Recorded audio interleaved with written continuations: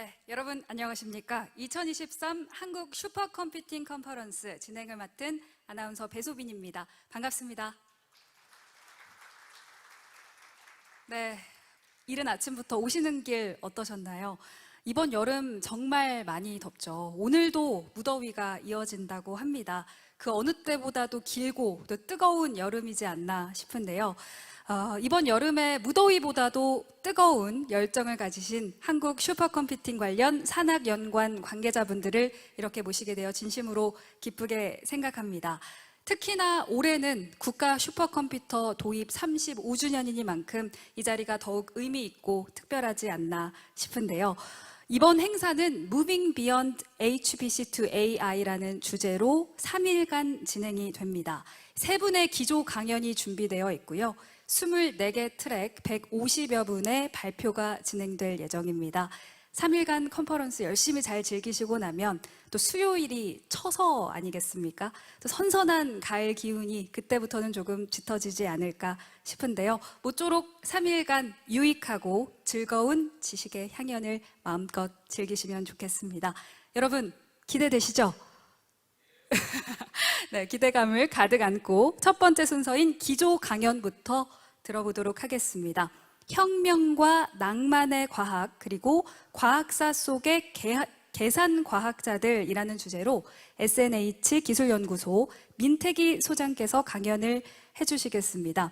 민태기 소장님은 미국 UCLA 연구원, 삼성전자 수석연구원으로 재직을 하셨으며 현재는 주식회사 SNH 연구소 소장으로 일하고 계십니다. 터보차저 및 우주항공 부품을 개발하는 연구, 한국형 발사체 엔진 개발에 참여를 하고 계시고요. ISI HCP에 2008년, 2009년 연속으로 선정이 되신 바 있습니다. 또 2016년에는 한국산학연 협회상을 수상하셨습니다. 민태기 소장님을 큰 박수로 모시겠습니다.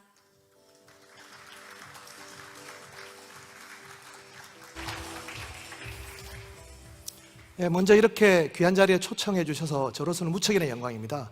그 이유는 여기 나오는 여러 계산과학자들의 이야기를 제가 여러분께 들려드릴 수 있다는 그것이 첫 번째고, 제가 했던 많은 연구들이 사실은 키스트에 있는 슈퍼컴퓨터를 이용해서 했다는 그 결과를 또 조금 마지막에 말씀드릴 수 있는 영광을 제가 가질 수 있다는 게 정말로 저로서는 큰 행운인 것 같습니다. 제 소개를 조금 드렸었는데 여기에 보면 Highly Cited Papers 2009년, 2010년 이게 제가 박사과정 때 90년대에 제가 크레이 C90로 계산했던 결과를 2001년에 박사학위를 받으면서 퍼블리시했던 게 이제 그 이후에 많이 인용돼서 됐던 거고요. 제가 지금 주로 하고 있는 일은 누리호 발사체 엔진에서 터보 펌프라는, 저는 이제 유체과학을 전공했기 때문에 유체과학에서 가장 중요한 터보 펌프를 개발하는 일을 지금 하고 있습니다. 여기에 보시면 펌프, 저기 이제 SNH라는 회사가 나오고요. 우주 발사체를 여러분들이 생각하실 때는 누리호 전체 무게가 200톤 정도가 되고요. 거기서 추진체, 산화제하고 연료의 무게만 180톤입니다. 로켓의 기본 원리는 180톤을 갖다가 불과 5분에서 10분 사이에 전부 다 소진해야 되는데 그것을 강한 압력으로 밀어넣을 수 있는 터보 펌프가 필요하고, 저희 회사는 한 30년 전부터 자동차에 터보 차저를 했기 때문에 그 기술을 지금 누리호 엔진 터보 펌프에 그대로 이용을 하게 됐습니다. 자, 첫 번째 슬라이드는 이 슬라이드입니다. 1997년 사이언티픽 아메리칸 커버 스토리죠. 여기 나오는 파비즈 모인이, 저희 지도교수는 여러분이 계신데 최천 교수님의 지도교수가 파비즈 모인이고, 제가 UCLA 포다 갈 때 지도교수가 장킴이신데요. 이분들이 80년대 슈퍼컴퓨터를 터뷸런스 계산, 난류 계산에 도입을 하면서 우리가 알고 있는 지금의 CFD가 굉장히 보편적으로 커지게 되는 어떤 계기가 됐습니다. 그 이야기를 하기 전에 이 이야기가 나올 때까지 어떻게 과학사에서 많은 계산과학자들이 역할을 했고, 그것들이 결국은 어떻게 이 나중에 우리가 알고 있는 슈퍼컴퓨터의 역사까지 이렇게 편입이 되는가, 그 이야기를 먼저 들려드리려고 합니다. 자, 데카르트. 우리는 데카르트를 어떻게 기억을 해야 될까요? 데카르트의 가장 유명한 말은 생각한다, 고로 존재한다, 방법서설까지는 알고 있습니다. 그런데 그 방법서설이라는 책은 사실은 500페이지가량 되는 굉장히 두꺼운 책입니다. 그 책의 제목만 한번 읽어보겠습니다. 이성을 올바르게 이끄는 방법, 그리고 이 방법에 실험들인 굴절과학, 기상학, 기하학 등의 과학에서 진리를 찾기 위한 방법에 대한 논고. 과학에서 진리를 찾기 위한 방법을 서술한 책이 이 책입니다. 그런데 놀랍게도 앞에 있는 76페이지의 소설만 우리나라에는 번역이 되어 있습니다. 나머지 413페이지에 이르는 굴절광학, 기상학, 기하학은 1637년 이래로 단 한 번도 우리나라에 소개된 적이 없습니다. 1637년이면 병자호란 때죠. 그때 이후에 우리는 한 번도 소개된 적이 없는데, 자, 그러면 413페이지에 해당되는 대목 중에 먼저 제가 굴절광학을 한번 보도록 하겠습니다. 왼쪽에 보시는 게 굴절광학이고요. 여기서 말하는 것은 인간의 망막에 맺힌 상은 상하 좌우가 반대로 맺힙니다. 물리적으로 우리가 알고 있는 이 인간의 눈의 인식이라는 것은 사실은 왜곡되어 있습니다. 그러면 우리가 똑바로 인식을 하려면 인간의 뇌가 의도적으로 바꿔야 됩니다. 인간의 인식 과정은 이처럼 굉장히 모순적이죠. 거기서부터 방법적 회의라는 말이 나오는 겁니다. 방법적 회의는 그냥 세상은 의심스럽다가 아니라 정확하게 인체 해부학적 구조에서 나오는 겁니다. 왜냐? 데카르트는 의학을 공부한 의사로도 활동을 했습니다. 그리고 오른쪽에 우리가 알고 있는 계산과학의 첫 번째 시도가 되는 해석기하학이 탄생하는 순간입니다. 이것도 제가 찍은 사진인데요. 그 이전까지의 기하학은 자와 컴퍼스문으로 이루어졌죠. 그런데 데카르트는 방법적 회의를 하면서 레퍼런스 프레임이라는 기준점을 잡기 시작합니다. 좌표계가 탄생하고요. 그래서 우리가 알고 있는 XY 좌표계를 카르테시안 코디네이트라고 부르게 되는 것이죠. 여기 보시면 X제곱, Y제곱 이렇게 막 나오면서 직선의 방정식이 원이 어떻게 만드는지를 이렇게 나오죠. 하나의 트리비아를 말씀드리자면 여기 보면 X와 Y와 Z가 나온 이유는 인쇄소에 갔더니만 그 활자 중에 X, Y, Z가 제일 많이 남았대요. 뭐 도시 전설에 가깝지만 어떻게 해서 됐는지는 우리가 정확하게 모르지만 어쨌든 그렇게 했다고 합니다. 여기서부터 우리가 알고 있는 해석기하학이 탄생하면서 미분적분이 탄생할 수 있는, 그리고 계산과학이 더 발달할 수 있는 가장 근본적인 토대가 만들어졌습니다.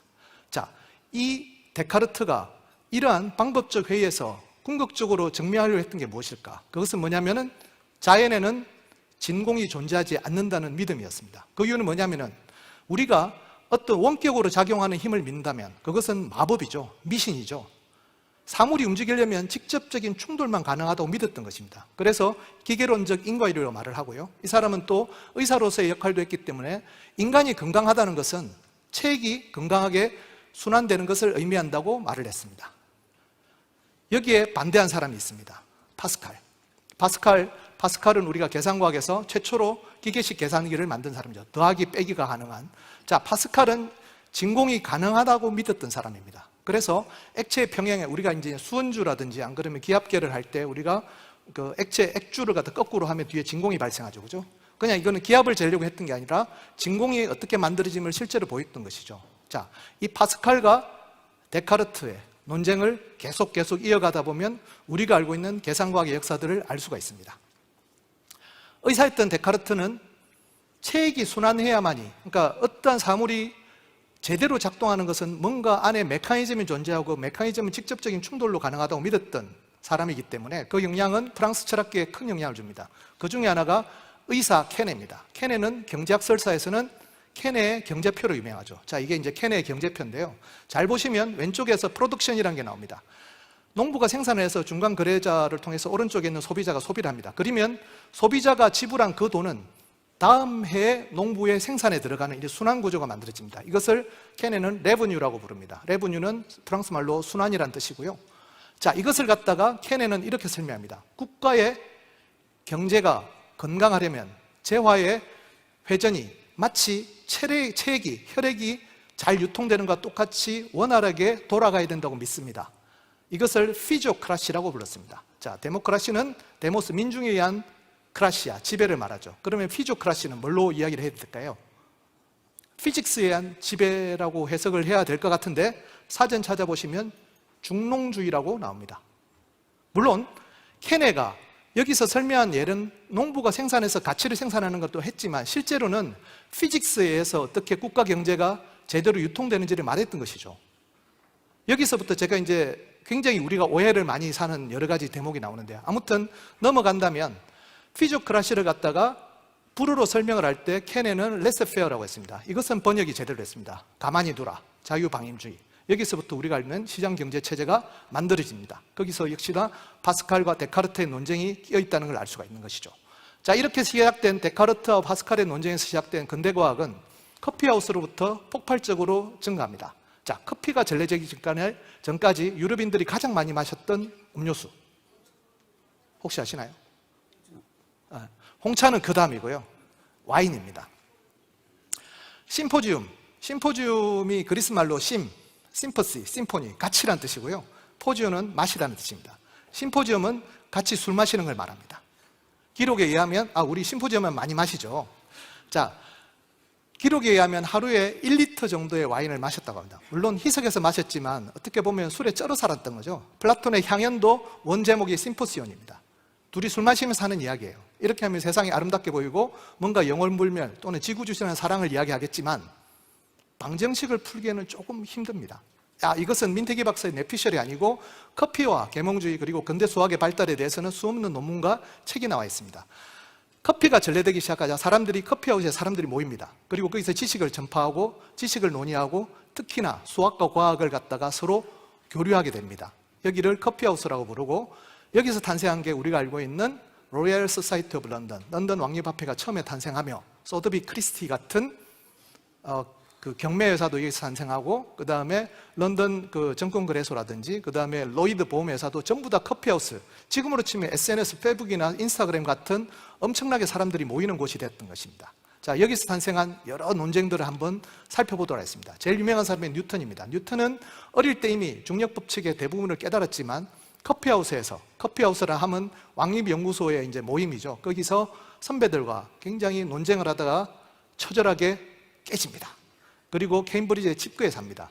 20년간 연금술에 빠져 살았습니다. 이때 20년 뒤 에드먼드 헨리라는 사람이 똑같이 그 선배들하고 행성의, 특히나 해성의 궤도에 대해서 논쟁을 하다가 크게 상처를 받고 칩구에 있는 뉴턴을 찾아갑니다. 자, 해성의 궤도가 왜 타원인가에 대해서 설명을 하다가 뉴턴이 이미 20년 전에 그 법칙의 대부분을 갖다가 밝혀냈다는 사실을 알고 깜짝 놀랍니다. 너는 왜 이 논문을 퍼블리시하지 않냐? 아니, 내가 선배들하고 그렇게 싸웠는데 이 논문을 서브밋해봐야 좀 더 리젝이지. 절대로 이거는 안 될 거다 라고 실망해 있는 뉴턴을 설득을 해서 에드먼드 헨리는 자비를 들여서 책을 만들어줍니다. 그게 우리가 알고 있는 프린키피아입니다. 그때 뉴턴의 나이가 45세 이전까지 뉴턴은 한 번도 책을 낸 적이 없습니다. 그때 영국인의 평균 수명이 30세가 안 될 때입니다. 그때 첫 책을 낸 게 프린키피아죠. 자, 프린키피아가 1680년에 나오면서 뉴턴은 행복하게 살았다 이런 게 아니고 뉴턴은 갑자기 조폐국장이 됩니다. 왜 그랬겠을까? 이게 이제 경제학 법칙에서 또 재미있는 건데요. 그레샴의 법칙이라고 악화가 양화를 구축한다라는 말이 있습니다. 아까 제가 피지오크라시도 그랬지만 경제학이 참 말을 되게 어렵게 써요. 영어로는 쉽습니다. bad money drives up good money. 뭐냐면은 bad money. 자, 국가에서 은화를 만들면 그거는 은 그 자체입니다. 이게 good money죠. 그러면 그게 은 그 자체니까 사람들은 테두리를 깔아 팔니다. 테두리를 깔으면 그 은가루도 자기가 가지면 되잖아요. 그래서 실제로는 10g짜리 은화가 유통되는 게 아니라 9g, 8g, 심지어 7g밖에 유통이 안 되는 배드머니만 유통됩니다. 그래서 배드머니가 굿머니를 배척한다. 그렇게 해서 배드머니 드라이브스 핫 굿머니라는 말이 나오고 이 문제를 해결하기 위해서 뉴턴이 투입된 겁니다. 이것은 제가 런던탑에서 찍은 사진인데요. 런던탑에 가고 뉴턴 초상화를 보고 역시나 영국은 과학자를 숭상하는 거라. 그게 아니고 이렇게 보시면 아이작 뉴턴 앤드 더 민트, 민트가 주화주조소를 말하거든요. 영국의 화폐 금융계획을 어떻게 했는지를 여기서 설명하고 있는 것입니다. 어떻게 하느냐? 테두리에 빗금을 새깁니다. 그 아이디어는 누구나 할 수 있었어요. 문제는 그것을 원가에 맞도록, 액면가에 맞도록 맞든지 못하면 오히려 더 비싸지는 거죠. 이 사람이 20년 동안 연금술 했잖아요. 그래서 자기의 주조 기술을 가지고 2년인가 3년 안에 이 모든 것을 다 끝내버립니다. 그렇게 해서 영국의 런던탑에 기록되어 있는 뉴턴은 만유인력이 아니라 금융혁명가로 이렇게 기록되어 있습니다. 하지만 이 사람도 나중에는 주식 사기 사건에 몰려가지고 자기 전 재산의 대부분을 알리죠. 그래서 내가 전체 움직임은 알 수 있는데 인간의 광기는 모르겠더라 이런 말을 남겼다고 전해집니다. 자, 그러면 뉴턴에 대해서 우리가 이제 알고 있는 것은 해법을 찾을 때 해석기하학이 탄생했기 때문에 뉴턴 랩슨 메소드를 가지고 우리가 이제 잘 기억을 하죠. 비선형계에 갔다가 할 때 미분값을 계속 이용해서 찾을 수 있는 그런 것들을 우리가 기억을 하는데요. 자, 그러면 뉴턴은 여기서 프린키피아에서 무슨 주장을 했을까요? 자, 프린키피아의 서문을 보시면 상당히 공격적입니다. 전체 움직임은 미세한 물질의 소용돌이 운동도로 생긴다고 주장하는 사람들은 건방지다. 이런 시시껄렁한 문제는 그만두도록 하자. 아주 건방진 사람, 가련한 파충류나 다름없는 저 자신이 지금 데카르트 욕하는 겁니다. 이런 사람들의 굴복해서 과학이 무릎을 꿇으면 안 된다. 이것을 받아들이 거부하는 사람들 미쳐서 정신 나간 사람들. 이게 프린키피아 서문이에요. 이 정도로 격렬하게 데카르트를 왜 공격했을까?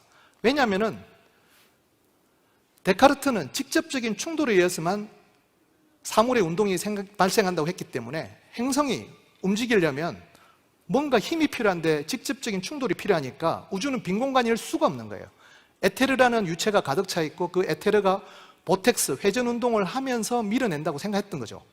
자, 그걸 갖다가 반박한 게 프린키피아입니다. 프린키피아는 3권으로 있고 2권이 제가 전공한 유체학인데 제가 이제 유체학을 처음에 전공하면서 뉴토니안 플루이드가 왜 나왔는지를 갖다가 혼자 공부를 하다가 사실은 유체학 책에도 없어가지고 제가 이제 프린키피아를 읽으면서 알게 됐는데 뭐냐면은 점성유동이라는 것이 자, 물체가 멀면 멀수록 선형적으로 속도가 감소하는 게 점성유동입니다. 선형적으로.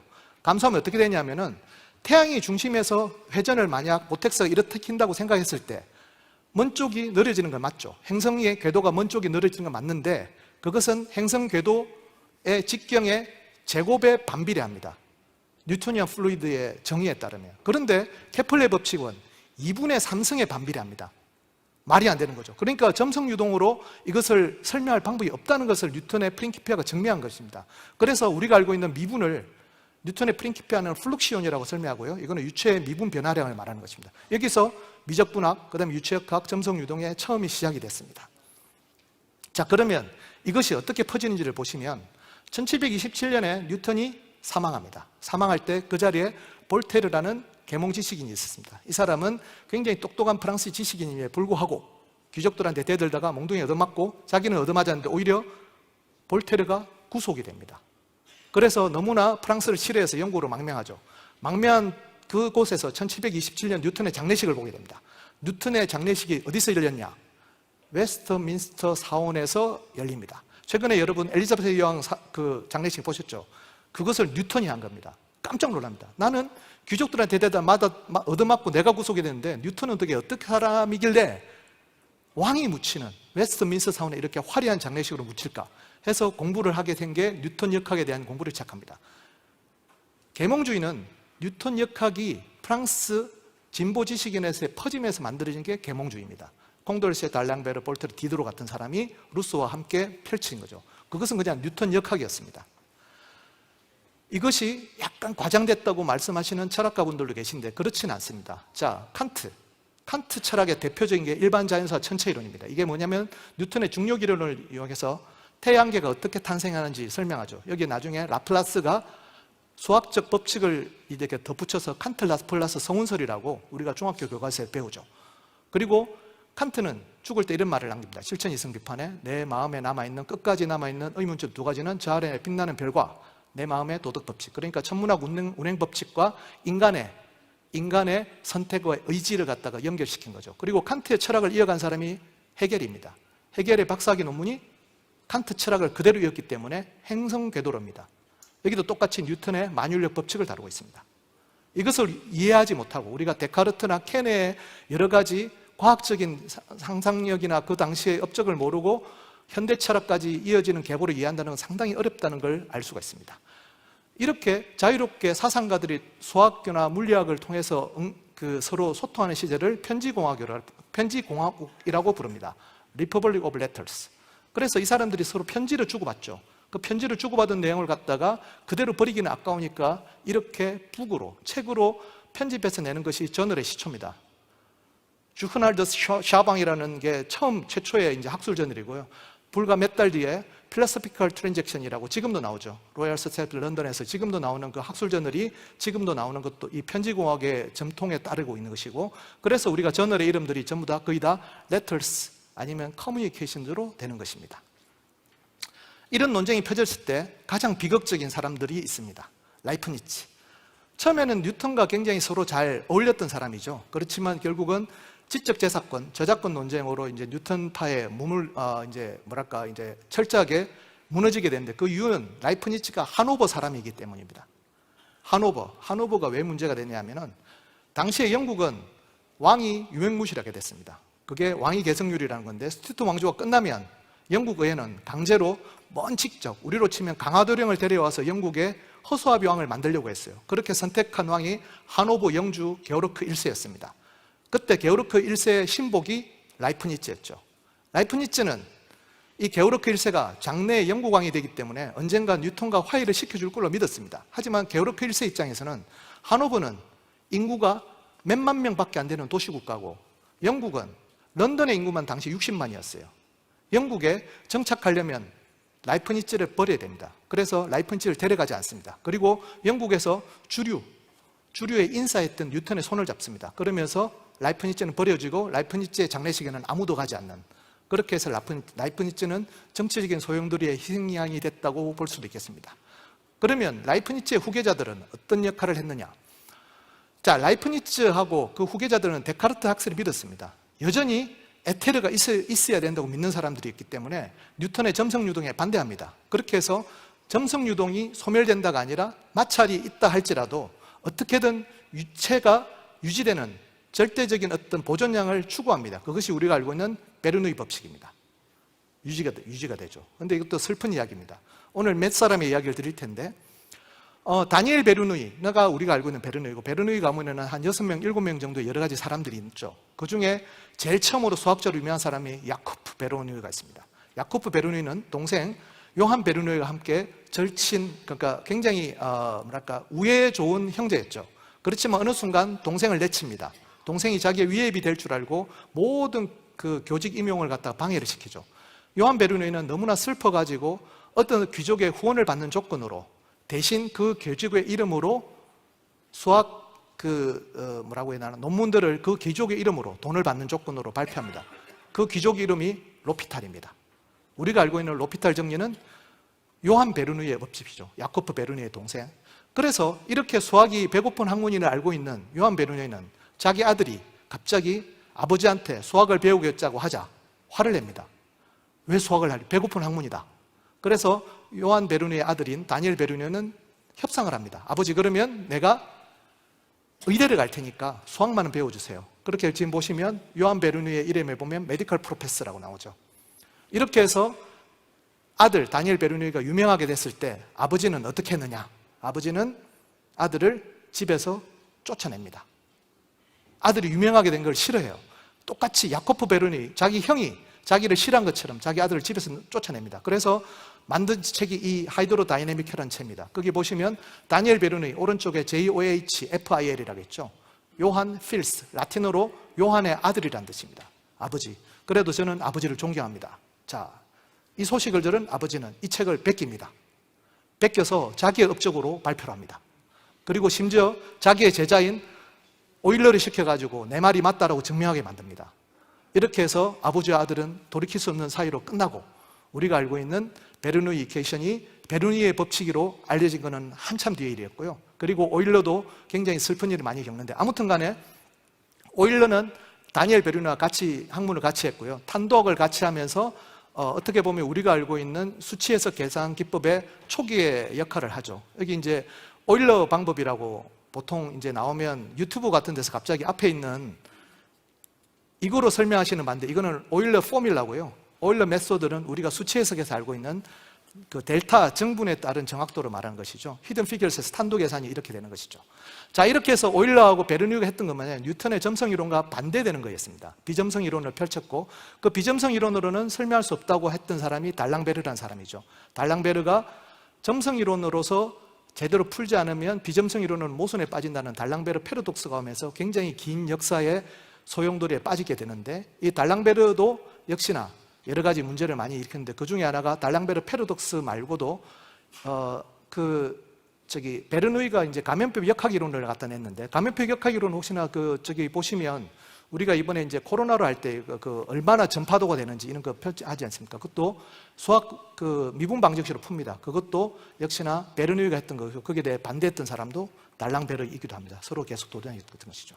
자, 이렇게 해서 수치 해석 역사가 처음에 시작될 때는 어떻게 보면 뉴턴 역학, 뉴턴 역학에 대한 반대했던 다니엘 베르누이, 그리고 오일러의 탄도와, 그리고 달랑베르 패러독스와 같은 여러 가지 것들이 섞여 있는데요. 어차피 이 모든 것들은 결국 탄도에 대한 문제였습니다. 우리가 ENIAC이라는 처음 컴퓨터가 나온 것도 탄도 계산용이었고, 탄도 계산은 국가의 운명을 좌우하는 굉장히 중요한 역할이기도 했습니다. 자, 이렇게 시작된 근대의 계몽주의 철학은 프랑스 혁명으로 귀결되고요. 프랑스 혁명에서 가장 비극적인 사람은 이 라보아제라는 사람이 단두대로 처형됐다는 사실일 것입니다. 이렇게 무너졌던 프랑스를 다시 이렇게 세운 사람들도 과학자들이었습니다. 과학자 중에 가장 대표적인 라자르 카르노 이야기를 하겠습니다. 이것은 사디 카르노, 우리가 알고 있는 카노 사이커의 아버지의 이야기입니다.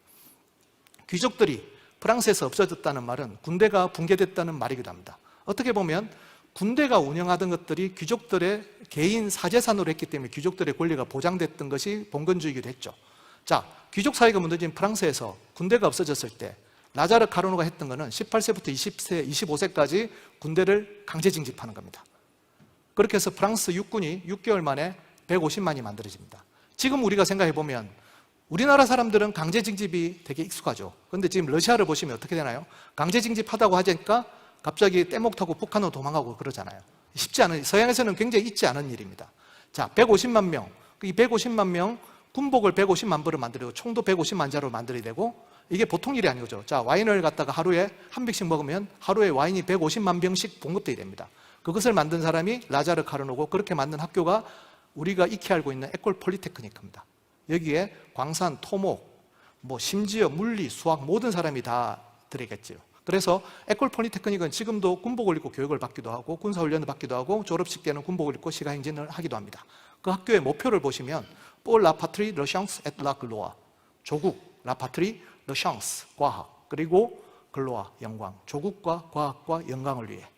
여기 출신들을 보시면 이런 사람들이 있습니다. 꿀롱, 라그랑주, 라보아제, 몽주, 라플라스, 르장드르, 푸리에, 앙페르, 길리삭, 보아송, 라비오, 코시, 꼬리올리, 카르노, 클라페롱, 시트론, 푸코. 거의 우리 교과서에 다 나오는 사람들이죠. 이거 제가 찍은 사진인데요. 나비오 스톡스에 나비오가 있고 오른쪽에 르장드르 하면 우리 최소 자승법을 갖다 개발하신 분으로 또 유명한, 계산과학에서 유명하신 분인데, 이런 분들이 프랑스 혁명을 제대로 회복시킨 사람으로 에콜 폴리테크닉의 출신들로 이렇게 에펠탑에 설명이 되어 있는 것입니다. 자, 프랑스 혁명기에 여러 가지 오늘 이제 혁명과 낭만 이야기를 많이 드렸는데, 프랑스 혁명기에 많은 이제 과학자들이 있겠지만 푸리에를 우리가 계산과학에서는 꼭 이제 한번 짚고 넘어야 됩니다. FFT, 우리 항상 머리를 골치 아프게 하는 푸리에 트랜스폼. FFT가 나온 게 바로 이게 열의 해석학적 이론에서 나온 건데요. 푸리에는 나폴레옹이 가장 아끼는 과학자였습니다. 에콜 폴리테크닉의 중요 인물이기도 했고, 이집트 원정에 푸리에를 데려가죠. 그 푸리에가 발견한 게 우리가 알고 있는 로제타석입니다. 그 로제타석의 탁본을 가지고 그 그르노볼에 가서 샹폴리옹이라는 언어 천재한테 주면서 우리가 알고 있는 샹폴리옹의 상형 문자 해독이 이루어지게 되는 것입니다. 그래서 그 파리의 콩코드 광장에 가면 이렇게 그 오벨리스크가 있거든요. 그 오벨리스크는 샹폴리옹이 그리스 문자를 해독한 기념으로 당시에 이집트의 지도자가 프랑스에 선물한 것입니다. 그 과정들이 이렇게 해서 금으로 또 새겨져 있죠. 이렇게 과학과 역사와 그다음에 정치는 굉장히 필수적으로 연관이 되어 있습니다. 자, 낭만의 시대가 벌어집니다. 이 낭만의 시대에서는 사람들은 굉장히 미래를 갖다가 긍정적으로 없습니다. 이게 보면 1829년에 미래사회, 지금에 있는 과학기술이 어떻게 발전될지를 보는 것인데요. 지상에는 이미 전기기관차 달아있고 하늘에는 날아다니는 비행선도 있고, 제가 제일 재밌게 본 거는 중간에 이게 보이시는지 모르겠는데 그랜드 베큐움 튜브 컴퍼니, 지금 일론 머스크가 하고 있는 걸 1829년에 이미 진공터널을 뚫어서 이송체를 만들겠다는 뜻이죠.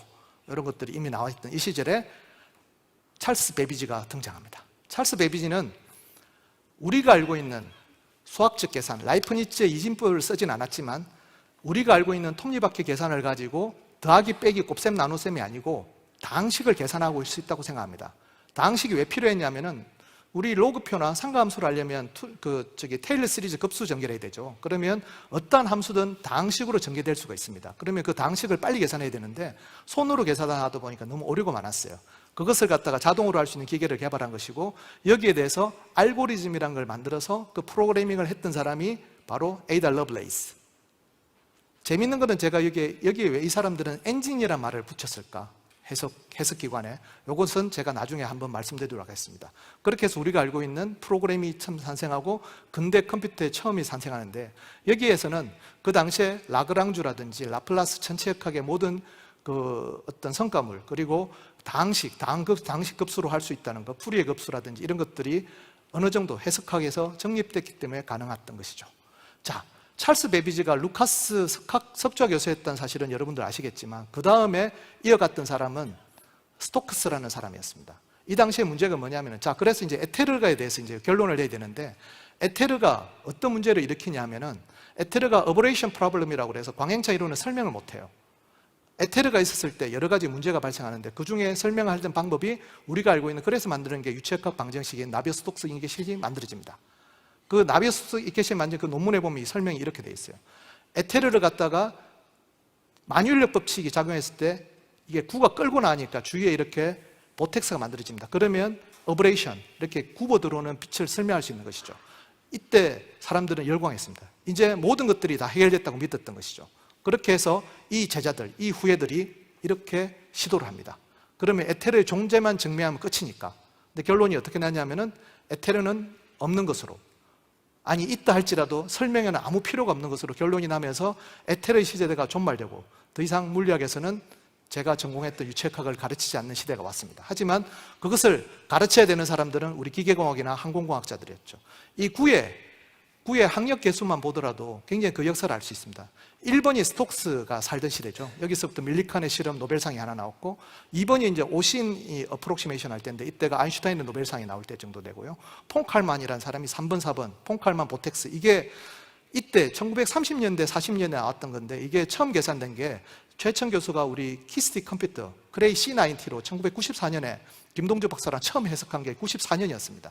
그리고 나중에 그 후배들이, 저희 후배들이 구의 학력 개수를 계산해서 드랙 크라이시스까지 계산했던 게 1990년대 후반, 2000년대 초반이었으니까 이거 해석하는 것도 그렇게 쉽지가 않았던 거죠. 그만큼 나비어-스톡 방정식하고 난류가 어려웠던 것인데요. 골프공이 왜 학력을 줄이느냐, 그 이야기도 혹시나 들어보실지 모르지만 난류의 문제입니다. 어떻게 보면 난류는 우리의 어떤 일상생활에서 불편할 수도 있지만, 난류가 발생시키면서 오히려 더 우리가 알고 있는 이익을 더, 학력을 갖다 줄일 수 있다는 것들이 알려진 것도 그렇게 많지 오래된 일은 아닙니다. 여기서 유체역학 하다 도망갔던 몇 사람의 이야기를 제가 하도록 하겠습니다. 자, 측류, 난류, 이 부분부터는 약간 안 들어봤던 이야기들이라서 어려울 수도 있는데요. 측류는 어떤 거냐면은, 100m 달리기를 할 때 레인을 그대로 지킨다고 했을 때 그것을 우리가 측류라고 그럽니다. 레인을 그대로 지켜요. 그래서 레이어들이 그대로 갑니다. 그러니까 담배 연기를 보시면 레이어들이 그대로 올라가죠. 그러다가 족보가 꼬이듯이 막 꼬이기 시작합니다. 옆에 레인을 침범하기도 하고 이제 막 꼬이기 시작해요. 그렇게 되는 것을 우리가 터뷸런스라고 하고요. 라틴어로 군대가 오하이어를 갖다가 그대로 지키지 않고 흐트러지는 거, 그러니까 투블렌치아라고 말하거든요. 그것을 갖다가 터뷸런스라고 용어로 부르기 시작합니다. 자, 여기서 하이젠베르크가 저 이야기가 왜 나오냐면은, 하이젠베르크 지도교수가 존 모펠트라는 사람이었습니다. 존 모펠트는 나비어-스톡스 방정식을 자기가 손으로 풀 수 있다고 생각했어요. 그래서 나비어-스톡스 방정식을 선형화시킨 다음에 자기 제자 중에 가장 똑똑했던 하이젠베르크에게 풀라고 합니다. 그런데 결론이 뭐냐면, 제가 그 박사 논문을 읽어봤는데, 풀긴 풀었는데 레이놀즈 넘버라는, 그러니까 어떤 특정한 조건에서 되면 이게 난류가 된다는 것까지는 설명을 했는데, 정확한 그 어떻게 그 스피스픽하게 정량적으로 예측을 못합니다. 그리고 박사 종심이 끝나고 나서 이제 지도교수한테 메모를 남겨줘. 저는 떠납니다 하고 막스 보른이라는 사람한테 도망갑니다. 그렇게 하면서 도망갔기 때문에 하이젠베르크는 노벨상을 탈 수 있을지도 모르겠습니다. 자, 그러면 하이젠베르크가 풀다만 그 문제가 뭐냐면, 존 모펠트 이퀘이션의 해는 1971년에 MIT 수학과 교수인 스티브 올삭이 당시에 가장 빠랐던 슈퍼컴퓨터 CDC였던가요? 그때가 CDC 컴퓨터로 풉니다. 그때 드디어 슈퍼컴퓨터로 그걸 체비셰프 폴리노미알이라는 걸 이용해서, 그러니까 푸리에 트랜스폼하고 체비셰프 폴리노미알로 1971년에 풀어요. 그러니까 난류가 시작되는 경계점이 5772라는 걸 풉니다. 지금은 어떻게 풀 수 있냐면은 그냥 아이폰으로 풀 수 있습니다. 지금은 하이젠베르크가 풀다가 도망간 문제는 그냥 아이폰에서 훨씬 더 빨리 풀 수 있습니다.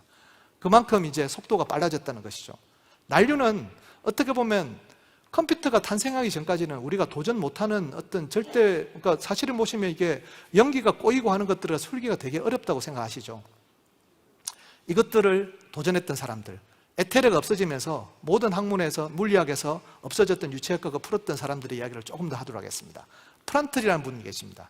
프란틀의 제독에서는 그레츠라는 사람이었고, 자기를 이끌어준 사람, 이 사람이 그 하노브 기술대학 출신입니다. 프란틀은 유체역학에서 전설적인 분이신데, 기술대학 출신에 처음에 어떻게 보면 엔지니어 교육을 받으신 분인데요. 하노버에서 이 사람이 우리 유체역학에서 가장 기념비적인 업적을 낳습니다. 경계층 유동 해석이라고 해서 그 존 모펠트한테 큰 영향을 주는데, 아무튼 그 하노버 기술대학의 교수가 됐을 때 학과장이 룽게라는 사람입니다. 혹시 계산과학 하신 분들은 룽게 쿠타 메소드 다 아시죠? 그 룽게입니다. 룽게가 이 프란트를 갖다가 키워줬죠. 그렇게 해서 게팅엔에서 워낙 프란틀이 똑똑하니까 데려가려고 하니까 룽게가 이걸 말합니다. 어쨌든 이런 말을 올리면 안 돼. 쇼부를 칩니다. 어쨌든 나도 학과장으로 데려가 달라. 그렇게 해서 게팅엔에 룽게하고 프란틀이 같이 갑니다. 프란틀이 같이 갔을 때 게팅엔에서 룽게는 쿠란트를 만납니다. 쿠란트도 우리 이제 수치 계산에서 굉장히 유명하시죠. 그 쿠란트가 이제 유체역학에서 제일 유명한 거는 CFL 넘버, 쿠란트 프리드리히 레바이 넘버가 쿠란트시죠. 계산과학의 아주 초기를 여신 분이고요. 이분이 나중에 이제 이분들이 다 그 나치 독일에서 이제 망명을 많이 하시는데, 쿠란트가 망명을 하면서 미국으로 망명을 해서 뉴욕 대학에다가 쿠란트 인스티튜트 오브 매스메티컬 사이언스인가? 그 침스라는 연구소를 만들고, 그게 응용 수학에서, 응용 계산 수학에서 되게 유명해져서 우리가 지금 알고 있는 뉴욕의 증권시장 분석하는 퀀트 같은 게 쿠란트 인스티튜트에서 그냥 나오는 것이죠. 그 쿠란트고 룽게의 사이가 됩니다.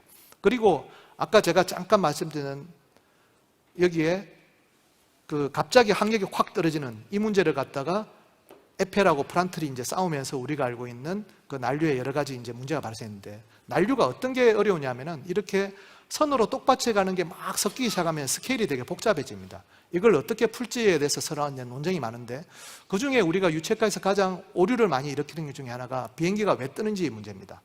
이거는 굉장히 유명한 문제인데요. 비행기가 왜 뜨는지 거의 다 모든 유튜브나 이런 데 설명하면 유체학 교과서에서 전혀 나오지 않는 이야기를 합니다. 갑자기 베르누이 이퀘이션이 나와요.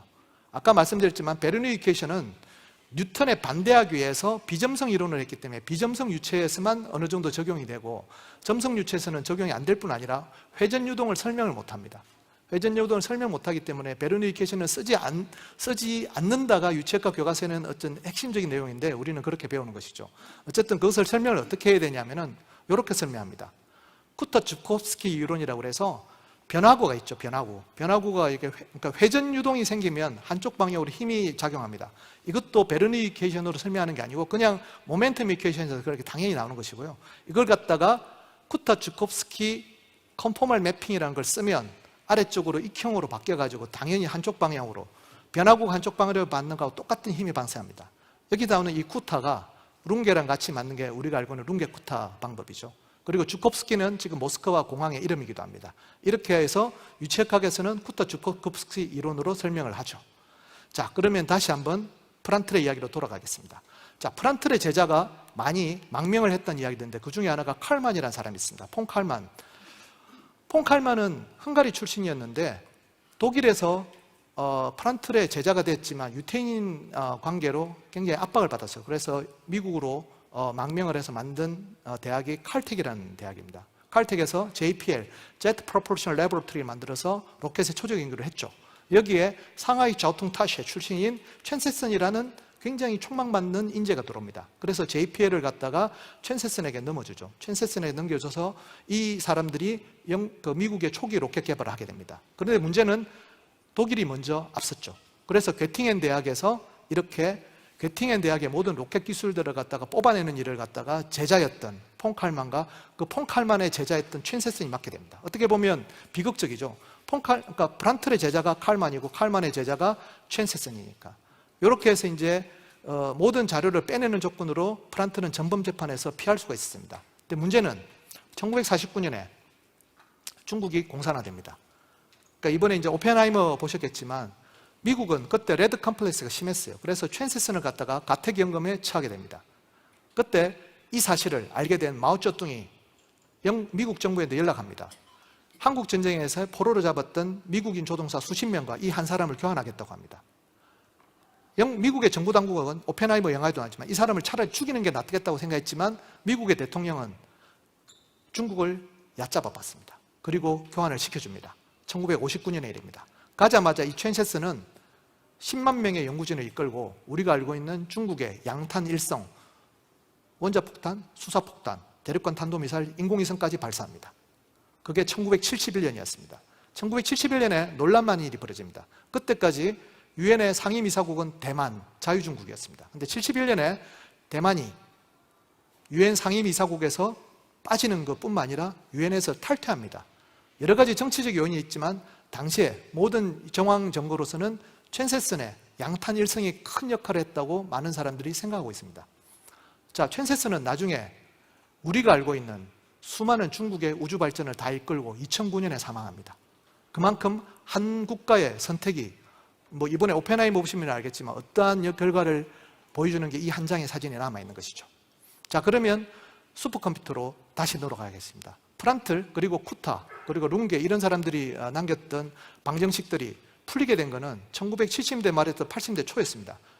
여기 앞에 계신 분 알지만 곽도천 박사님이 이제 나사 에임즈에서 처음으로 CFD, 저희 이제 우리 쪽에서는 컬러풀 플루이드 다이나믹스라고 불렀었는데요. 아주 이렇게 화려하게 이 색깔을 칠해서 표시하면서 우리가 이제 알게 됐는데, 터뷸런스는 그 이전까지도 그냥 케이어스 또는 프랙탈 이렇게 설명했는데 그게 아니라 위쪽에 보시면 오른쪽에 있는 게 스탠포드 클라인 교수의 실험 장면인데 잘 조직화된 어떠한 움직임이라고 1960년대에 밝혀집니다. 그것을 갖다가 70년대 말부터 80년대 초까지 나사 에임즈 연구원들이 슈퍼컴퓨터 일리악4를 이용해서 초기에 해석했던 게 왼쪽입니다. 정확하게 난류를 나비어-스톡스 방정식을 그대로 모델링없이 풀면 이렇게 완벽히 재현된다는 걸 알게 됐죠.